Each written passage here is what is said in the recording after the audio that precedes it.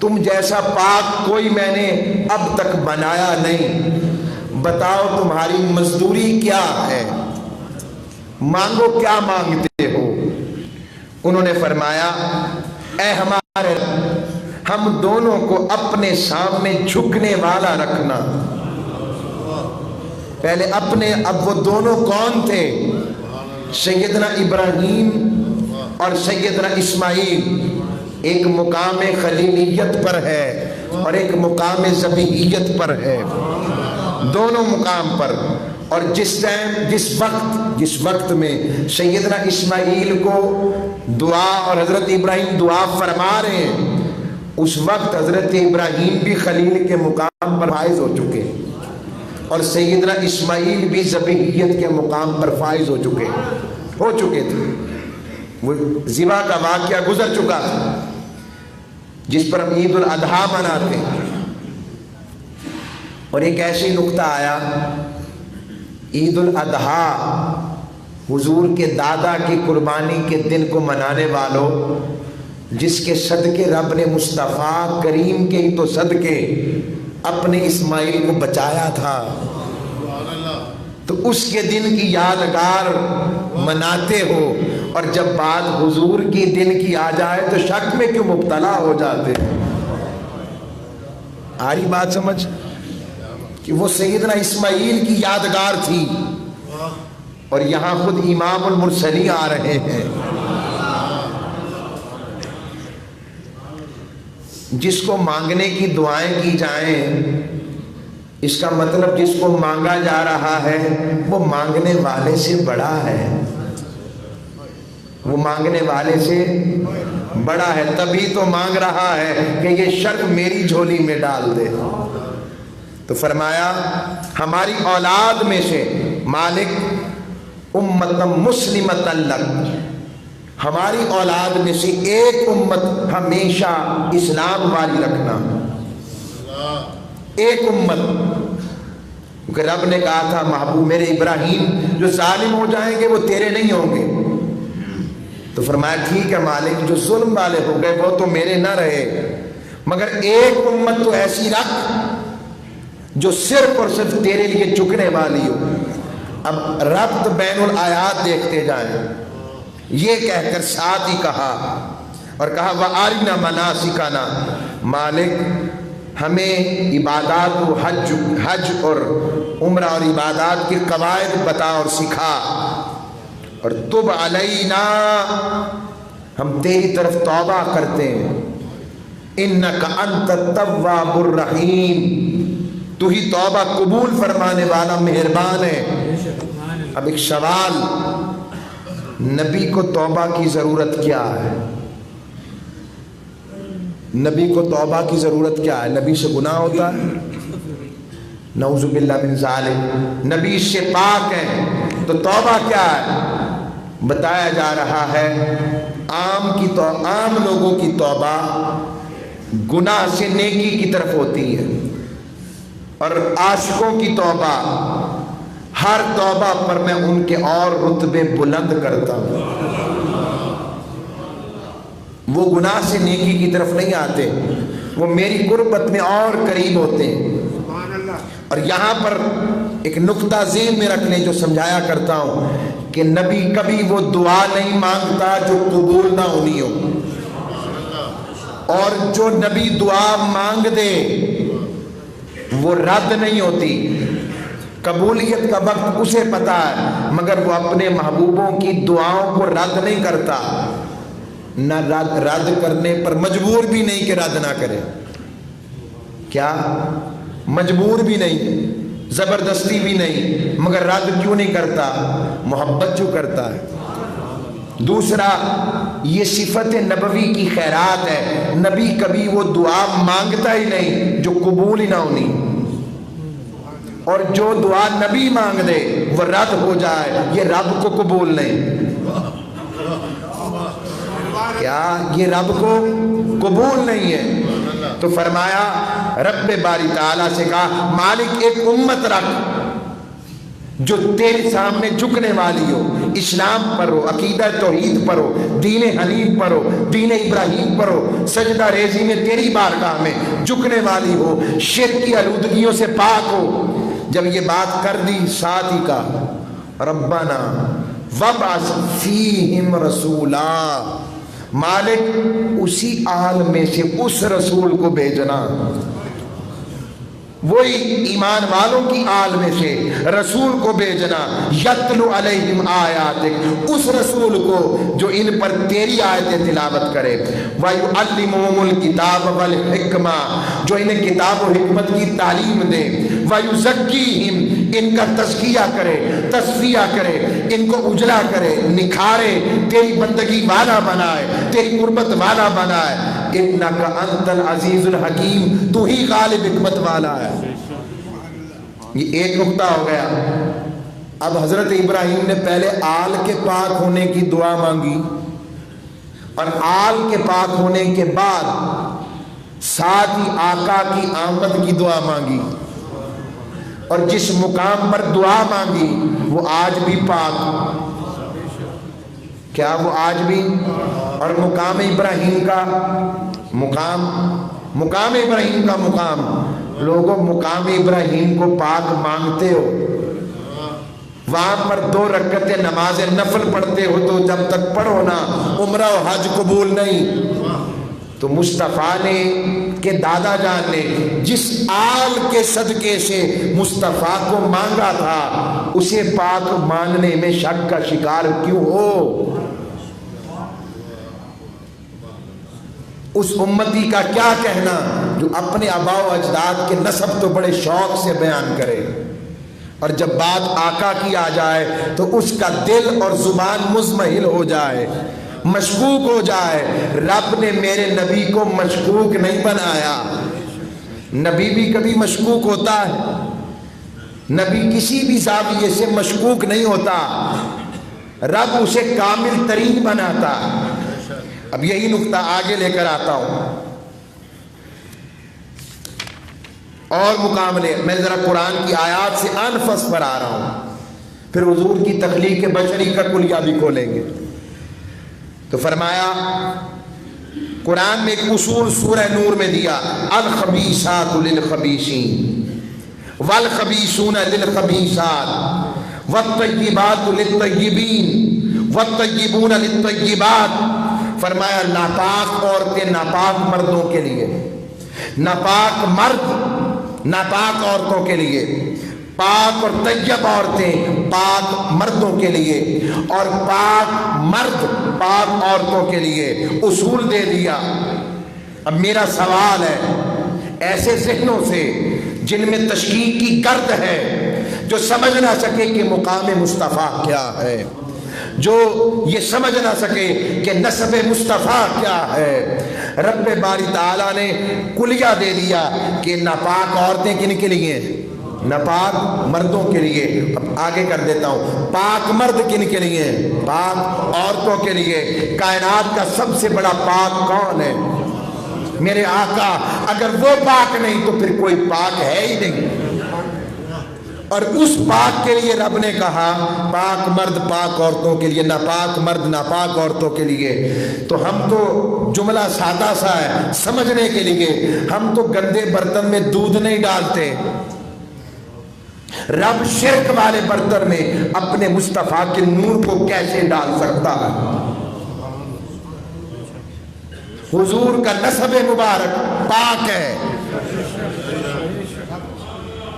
اب اس پر اور آیت دے دیتا ہوں، آقا علیہ السلام نے فرمایا الذی یراک حین تقوم وتقلبک فی الساجدین، فرمایا محبوب جو آپ کو رات کی تنہائیوں میں بھی دیکھتا ہے، جب آپ نماز تہجد کے لیے قیام کرتے ہیں، رب کہہ رہا ہے ہائے ہائے الذی یراک، محبوب ہم تو تجھے دیکھتے ہیں۔ ارے جسے رب تب سے دیکھے تو تب سے نہیں دیکھ رہا کہ میں اسے شرک والے برتن میں بھیجوں کہ اسلام والے برتن میں بھیجوں، رب یہ نہ دیکھے؟ پھر فرمایا وَتَقَلُّبَكَ فِي السَّاجِدِينَ، महबूब हमने तेरे नूर को हमेशा सजदों वालों की पुश्त में रखा है, पलटाया है। ये कुरान बता रहा हूं, सूरा शुअरा है। वतकल्लुबका फिश साजिदीन, महबूब हमने तुझे उन पाकों की जो सजदे वाले थे, तो कभी मुशरिक भी सजदे वाले हो जाते, हो सकते, ये अल्लाह रब्बुल इज्जत ने इरशाद फरमाया। अब इसी निस्बत के साथ आगे आए आका अलैहिस्सलाम की ज़ात मुकर्रा को, हुजूर की ज़ात मुतहरा को लेते हैं। आका सल्लल्लाहु अलैहि वसल्लम ने खुद फरमाया। अब इस मुकाम पर आने से कबल ज़रा आका अलैहिस्सलाम की तख्लीक बशरिया का भी बात कर लेते हैं। हुजूर की बशरियत का लिबास जो है वो बस दिखाने के लिए। आका की बशरियत जिस मट्टी से हुई वो इस जमीन की है ही नहीं, आज भी नहीं है। क्या इस मट्टी से हुई नहीं? कहां से हुई? कुरान हदीस में उसूल है, मौजूद है कि जहां इंसान की कब्र बनती है, इंसान की तख्लीक उसी मट्टी से की जाती है। क्या? खमीर इंसान जिस मट्टी से बनाया जाता है वही वो कब्र की मट्टी होती है। अब जब तख्लीक मुस्तफ़ा की बात आई, उठाएं आइमा की कुतुब उठाएं, रब्बे बारी ताला ने जिब्रील को हुक्म दिया, जिब्राइल जा मदीने की मट्टी उठा के ला। हजरत जिब्राइल गए और आज भी ये हदीस आका के मवाजा पर लिखी है और हम भाग भाग कर वहां पर नफल पढ़ते हैं। आका ने फरमाया, मा बैना बैती व मिंबरी रौदतुम मिन रियादिल जन्नह, मेरे बाग, मेरे घर और मेरे मिंबर का दरमियानी फासला जन्नत के बागों में से बाग है। जन्नत के कंकर भी नूर, जन्नत के पत्ते भी नूर, जन्नत की मट्टी भी नूर, जन्नत की हर चीज नूर। लोगों, नूर को भी ज़वाल होता है, जन्नत को ज़वाल है। उधर रब ने जिब्राइल को भेजा, जाओ मट्टी लेकर आओ इधर, वहां से जमीन का टुकड़ा उठाकर जन्नत का टुकड़ा लगा दिया और उससे जिब्राइल फिर मट्टी लेकर आए। और हदीस में आता, इमाम समूदी ने बयान किया तारीखुल वफा में, बयान फरमाया और आइमा ने इसको लिखा, तारीख मदीना की कुतुब उठाएं, वो लिखते हैं इमाम जब आका अलैहिस्सलाम की तख्लीक करने वाली मट्टी आई तो वो अबयद थी, वो भी सफेद थी उससे। और फिर रब ने कहा नहीं नहीं, अब कुछ देर तो ये जमीन की मट्टी से मिल गई, अभी भी दिल मेरे मुताबिक नहीं हुआ, इसको इस तरह करो, अब जन्नत की कौसरो तस्नीम के पानियों से धो कि इसमें कोई कसर बाकी ना रहे। ये है हुजूर की तख्लीक, जिससे आका अलैहिस्सलाम की तख्लीक हुई, उस मट्टी से तख्लीक हुई मेरे महबूब की जो जन्नत का टुकड़ा है। इससे दो बातें तो आया हो गई, जब जन्नत को ज़वाल नहीं तो फिर मेरे मुस्तफ़ा को ज़वाल कैसे? और जन्नत में जो होता है वो मुर्दा होता है या जिंदा? हम तो अजाब वाले को भी जिंदा मानते हैं क्योंकि अजाब जिंदगी की अलामत है।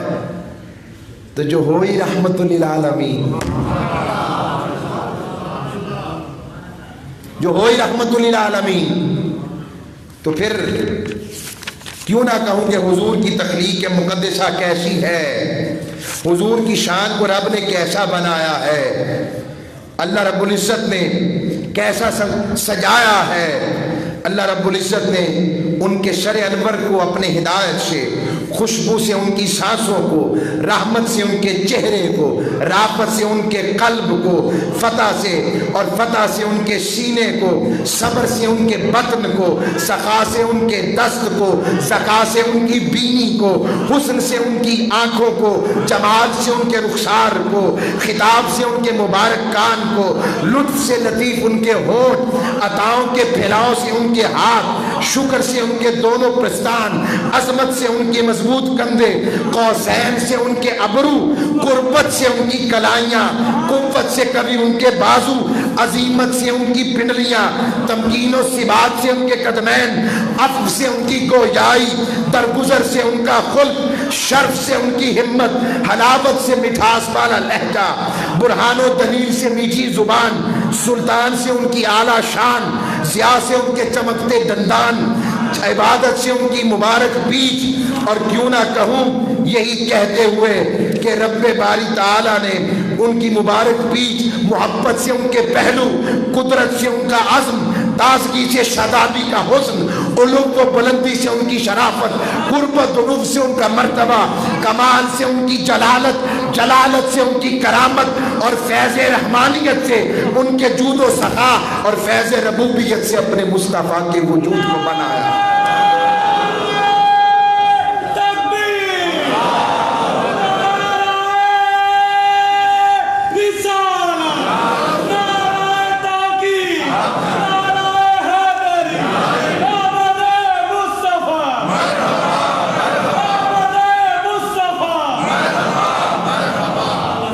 یہ آقا علیہ السلام کی شان تخلیق ہے، جسے رب نے ایسا بنایا ہو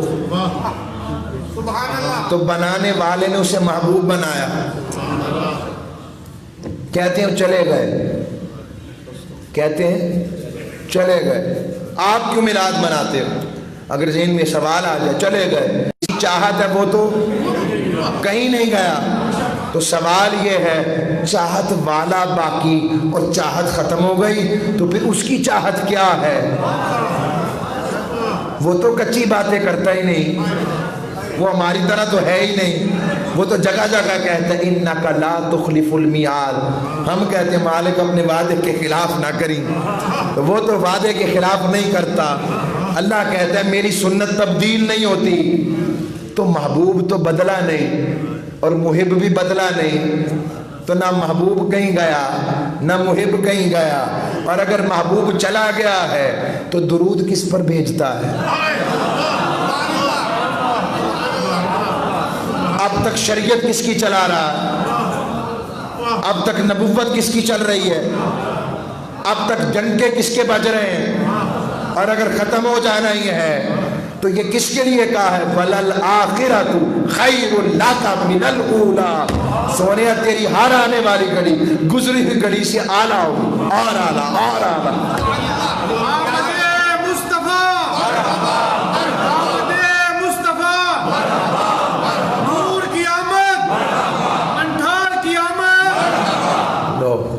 لوگ محبوب ایسے ہی مچلتے جا رہے ہیں، اسے نہیں پتا کہ یہ بات دل میں نہ ڈالتا۔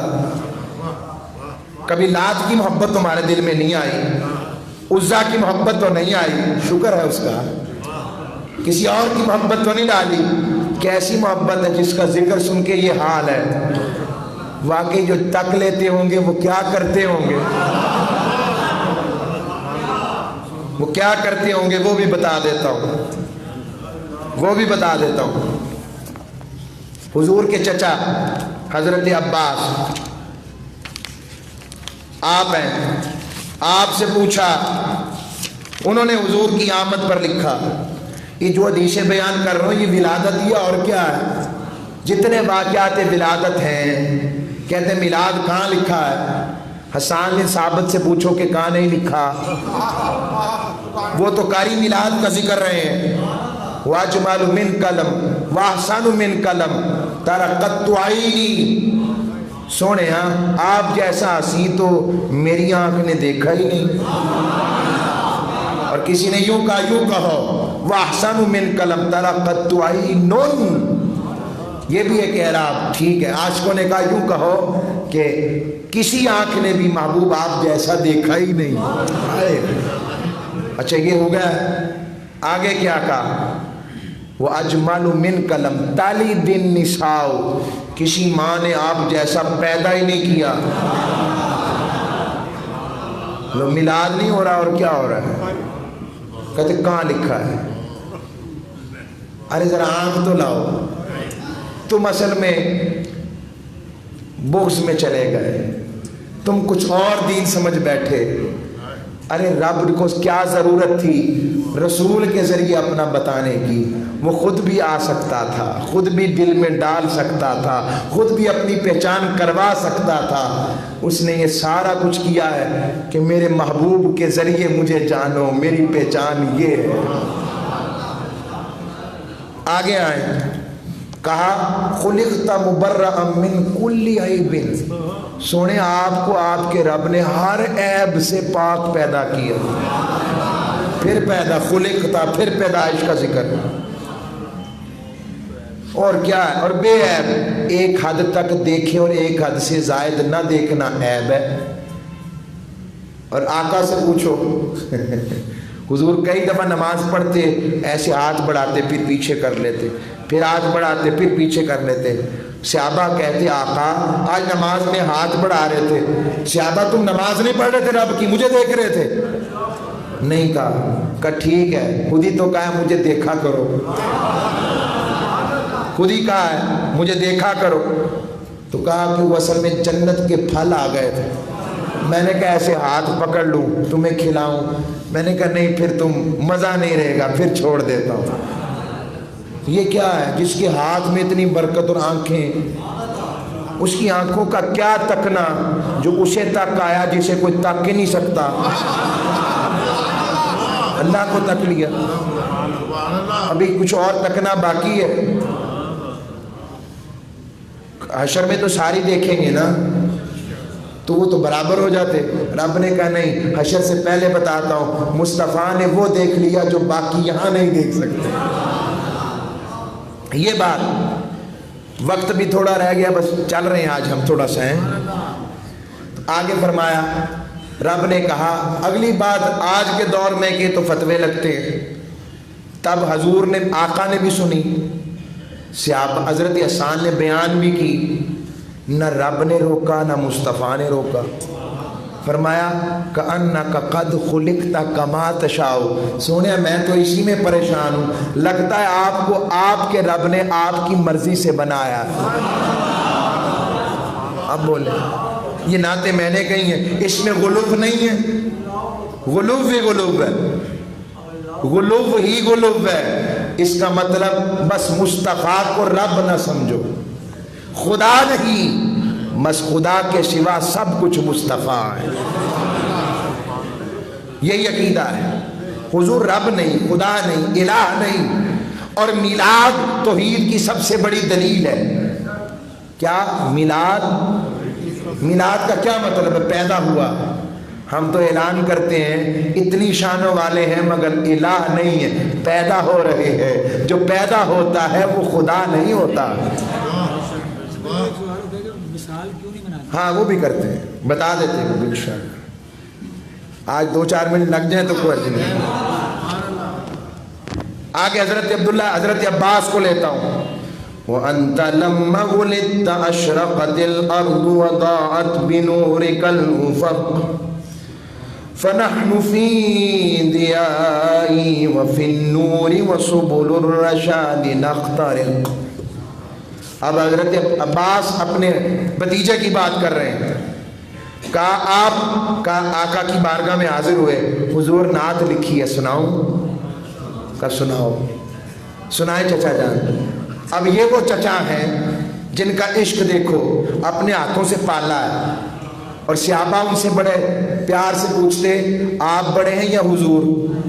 तो कहते हुआ अकबर मिन्नी वाना वुलिदता कबला, बड़े तो हुजूर ही हैं, बस मैं जम पहले गया हूँ, बस पैदा पहले हो।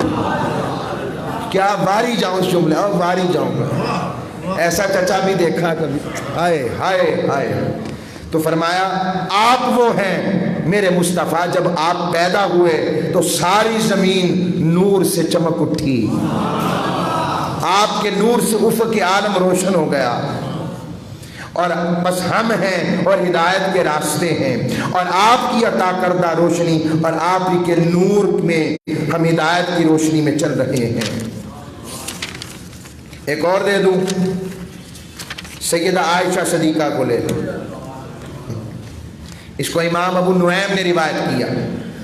हज़रत आयशा सदीका बयान करती हैं میں بیٹھی سوت کاٹ رہی تھی اور آقا علیہ السلام کے اور حضور اپنے نالین مبارک گانٹ رہے تھے کہ آپ کی پیشانی مبارک سے پسینہ بہنے لگا اور پسینہ مبارک سے نور پیدا ہونے لگا. لوگوں پسینے سے نور. روایت کرنے والی صدیقہ کائنات ہیں. فرمایا میں اسی چیز منظر کو دیکھتی رہی میں حسن مصطفیٰ میں گم ہو گئی. آقا نے میری طرف دیکھا.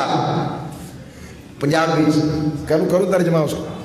کی تکنی ہے کیا دیکھتی ہو عائشہ, کیا دیکھتی ہیں؟ آقا آپ کا حسن تو ہے ہی تھا, آپ کے تو پسینے سے بھی نور نکلتا ہے. ہائے ہائے ہائے, پسینے سے بھی نور نکلتا ہے. مجھے ابو وہ ایک کبیر حجلی تھا, عرب کا شاعر تھا, اس کا شعر یاد آ گیا. وہ کہتا ہے, وہ اپنے محبوب کے لیے کہتا تھا اور حضور تو حقیقی ایسے ہیں. کہنے لگا جس کی میں عاشقہ ہوں وہ ایسا ہے کہ رب باری تعالیٰ نے ولادت کے وقت اسے تمام پیدائشی علائشوں سے پاک, حیض و نفاس سے پاک پیدا کیا تھا. اور جب تو اس کے چہرے کے منور نقش کو دیکھے تو تجھے محسوس ہو جیسے یہ زمین چمک رہی ہے. یہ سیدہ عائشہ صدیقہ حضور کی ولادت کا ذکر کر رہے ہیں. اب میں سینکڑوں ایسی چیزیں دے سکتا ہوں, سینکڑوں. اب ایک اور سوال, آقا کی ولادت بھی 12 ربیع الاول ہے, آقا کی ولادت وصال بھی 12 ربیع الاول ہے, اور آقا علیہ السلام کا آمد مدینہ بھی 12 ربیع الاول ہے. اب اس میں کئی کہتے ہیں 9 کو ہے, 8 کو ہے. لو جی تہاڈا تے اتفاق ہی نہیں گا. تو ہم ان سے کہتے ہیں یار جھگڑتے کیوں ہو؟ ہم جھگڑے والے نہیں ہیں. تم 6 کو کر لو, 6 کو آ جائیں گے, آؤ مل کے کرتے ہیں. ہم 8 کو کہتے ہو, ہم 8 کو کر لیتے ہیں. 9 کو کہتے ہو, 9 کو کر لیتے ہیں.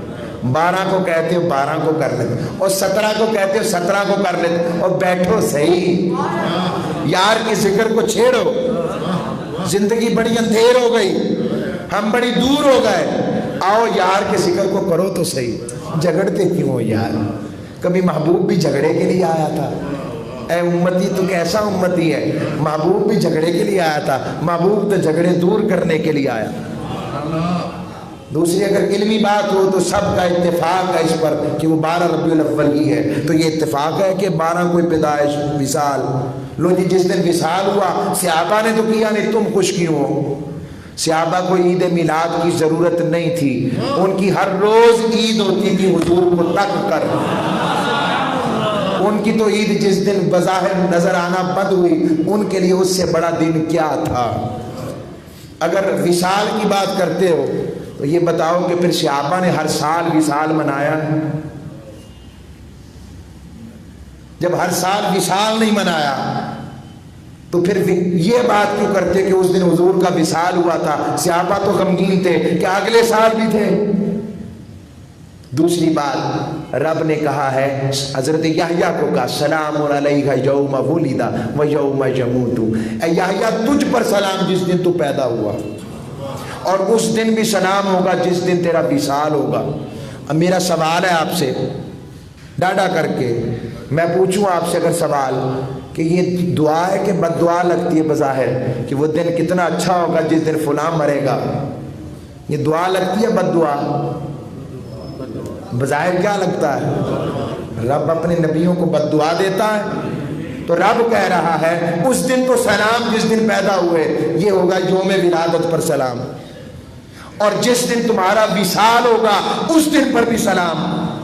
مالک کیا ماجرا ہے؟ کہ بتانا چاہتا ہوں میرے جا کر بھی کہیں جاتے نہیں ہیں, جا کر بھی کہیں جاتے نہیں. جس دن ان کا وصال کا دن بھی ہوتا ہے اس دن پہ بھی سلام, کہ وہ تب بھی سلامتی والے رہتے.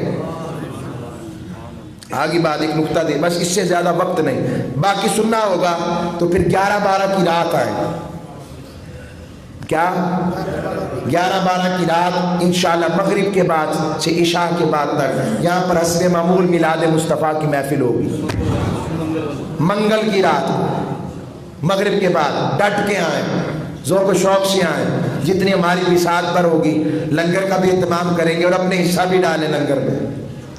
जश्न मनाएं, ऐसी खुशी मनाएं कि बेटों की शादियों की खुशियाँ, अपनी खुशियाँ कम नजर आए, आका की खुशी ज्यादा नजर आए। लोग कहें वो ये तो पागल ही हो गए, नहीं वो इन्हें हुआ क्या है? तो हुजूर ने फरमाया कि मुनाफिक जिक्र रब का यूं करो कि मुनाफिक कहें ये तो पागल हैं। आए तो हुजूर की मोहब्बत का जिक्र यूं करो कि बाकी तो दीवाने हो गए। को और किसके लिए दीवाने ना हो? जिसको मांगा नहीं था रब ने बिन मांगे अपने महबूब का उम्मती बना दी। अब वक्त नहीं, फिर वक्त ज़्यादा लग जाएगा। बस इख्तितामी ये जुमले कहूँगा, मिलाद का मकसद पहाड़ियों के नाम के ऊपर डांस के सेक्शन खोलना नहीं, ढोल बजाना ये दुरुस्त नहीं। हुजूर का मिलाद का मकसद दर्से कुरान, नात, मोहब्बत, चाहत, ऐलान मोहब्बत और अखलाक व किरदार व सीरत का बयान सबसे बड़ी। ऐसे मिलाद का भी क्या फ़ायदा कि हम उठ के कहीं से जाएं तो रब के या अल्लाह से बंदे दे शर तो बचाएं, क्या फ़ायदा? हमें अखलाक में भी अच्छा होना है, अमल की तौफीक अता फरमाए। बोलना नहीं 11-12 की रात को हमारी महफिल, लंगर का भी सारे साथी उसमें हिस्सा डालें अपना।